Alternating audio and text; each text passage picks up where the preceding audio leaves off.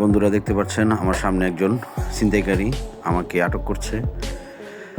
আটক করে আমার হাতে মোবাইলটা নিয়ে গেছে এবং দেখেন আরেকজন আমার পিছনে, সে অনেক চেষ্টা করতেছে ব্যাগ ডালাটা খোয়ানোর জন্য, কিন্তু সে খুলতে পারতেছে না। অনেক চেষ্টার পরও সে পারতেছে না। এইভাবে আমার কাছ থেকে আমার মানিব্যাগে থাকা কিছু টাকা, তারপরে আমার একটা মোবাইল ছিল রিয়েলমি, সেটাও নিয়ে গেছে। অনেক চেষ্টা করতেছে সে আমার উপরে হামলা করার জন্য, কিন্তু কোনোভাবেই পারতেছে না। অনেক চেষ্টার পরে সে ব্যর্থ হচ্ছে বারবার।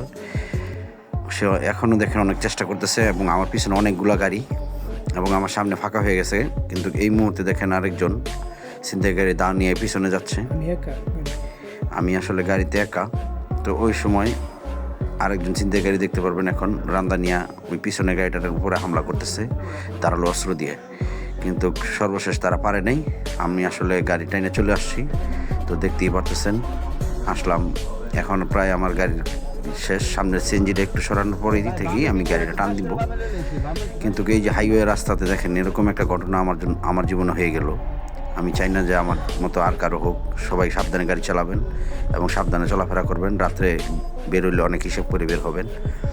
আসলে আপনাদেরকে আগে যেই ক্লিপটা দেখছেন ওইটা হচ্ছে আপনাদের দেখানোর জন্য এটা করা। তো এখন হচ্ছে মূলত ঘটনা আসি। এটা হচ্ছে আমার গাড়ির সমস্যা ছিল, তার জন্য সিএনজি দিয়া বাইন্দা আনছিলাম গাড়িটা। তো যাই হোক, এইখানে আসার পরে সিএনজিটা নষ্ট হয়ে যায়। ইতিমধ্যে আমার দড়িটাও খোলা শেষ। এই মুহূর্তেই ঠিক এই যে ছিনতাইকারী দেখতে পারতেছেন একজন আমার গাড়িটা আটকে রাখে। তো অলরেডি আমার গলার মাঝে একটা ছুরি ধরে রাখে। এই যে দেখছেন আরেকজন রান্দা নিয়ে যাচ্ছে, সে হচ্ছে ওই যে সিএনজিওয়ালার এখান থেকে সব কিছু টাকা পয়সা যা আছে সব কিছু নিয়ে নিছে। তো যাই হোক, আসলে রাত্রে হাইওয়ে গাড়ি চালালে অনেক হিসেব করে চালাতে হয়। তো সর্বশেষ আমি গাড়িটা টান দিছি। টান দেওয়ার পরে রাস্তা ফাঁকা হওয়ার পরে আমি চলে আসলাম সামনে স্টপেজে। তো আমার পিছনের গাড়িগুলো অনেক টাইনে আসছে। আসার পরে সামনে একটা দোকান আছে, ওই দোকানে বাজারে গিয়ে একটু দাঁড়াই।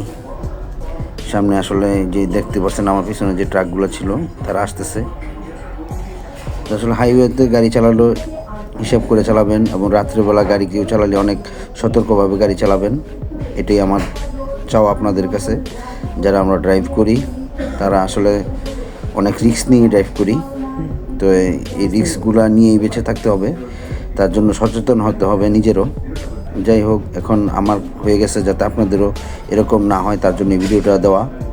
তো এই যে এখানে আসলাম, আইসা এই যে এখানে গাড়ি বন্ধ হয়ে গেছে, কারণ আমার গাড়িটা আগেই বলেছিলাম নষ্ট। এখানে এসে পুরো একদমই নষ্ট হয়ে যায়। তারপর এখানে দাঁড়িয়ে যাই। দাঁড়ানোর পরে বিস্তারিত ঘটনা সবাই জিজ্ঞেস করলো, সবাইকে বলার পরে আর কি এখানে দাঁড়ালাম। ওই যে দেখতে পাচ্ছেন আগের যে পিছনের ক্যামেরাটা, ওই ছিনতাইকারীটা যে দেখেন আমার গাড়িটা এখানে ওই সিএনজিটা নষ্ট হয়ে যায়, তার জন্য আমার গাড়িটা দাঁড়ানো। ওই যে আমার প্রাইভেট কার পিছনেরটা দেখতেছেন আসছে।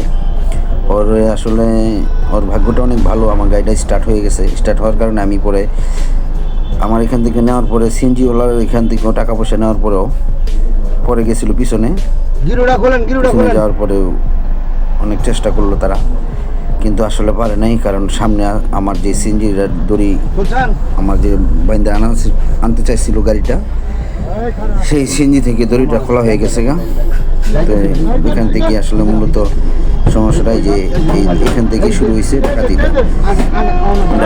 যে সেই ব্যাগডালটা আমার অনেক চেষ্টা করতেছে খোলার জন্য, কিন্তু করতে পারতেছে না, কোনো কিছুই করতে পারতেছে না। অনেক চেষ্টা করে সে ব্যর্থ হয়ে যায়। তো ওই যে দেখেন রান্দা ওই পিছনে গাড়িটার গ্লাসটারে কোবাইছে, কিন্তু পারে নাই। সর্বশ্রেষ্ঠ আমি চলে আসছি। আমি চলে আসার পরেই, কারণ আমি চিন্তা করছি এখানে আমি যেহেতু হয়েছি গাড়ি যেহেতু স্টার্ট হয়ে গেছে, তো আমার পিছনের মানুষগুলোকে বাঁচিয়ে দিই চেষ্টা করি। কারণ আমার যেহেতু হয়েই গেছে সেটা তো আর আনানো যাবে না ফিরে। তো আমার পিছনের লোকগুলোকে আমি বাঁচিয়ে রাখার জন্য চেষ্টা করে তারপর আমি এই গাড়ি নিয়েই টান দিয়ে চলে আসি সামনে। আইসা অনেক দূর সামনে আইসা দেখলাম যে এখানে দোকানপাট খোলা, কারণ দোকানপাট না খোলা থাকলে তো কোনো জায়গায় আর দাঁড়ানো যাবে না। তো আল্লাহর কি রহমত, আমার গাড়িটা প্রায় ওইখানে আইসেই লাস্ট গাড়িটা পরে আবার বন্ধ হয়ে যায়। হিট হওয়ার পরে ওইখানে এসে আবার বন্ধ হয়ে যায়। তখন